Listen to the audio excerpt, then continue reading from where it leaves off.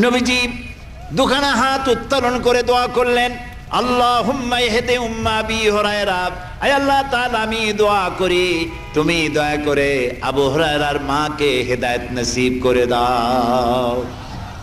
রাসূলুল্লাহ দোয়া করলেন আল্লাহ ওর মায়ের হেদায়েত করে দাও। হযরত আবু হুরায়রা রাসূলের মুখে দোয়া শুনে দিয়েছেন দৌড়। পিছন থেকে সাহাবীরা মনে করলেন আবু হুরায়রা দৌড়ায় কেন, জামা টেনে ধরছে পিছন থেকে। জিজ্ঞেস করলে আবু হুরায়রা দৌড়চ্ছ কেন, কোনো বিপদ হয়েছে নাকি? কয় না, কোনো বিপদ হয় নাই, আমাকে ছেড়ে দাও। কেন, কি হয়েছে?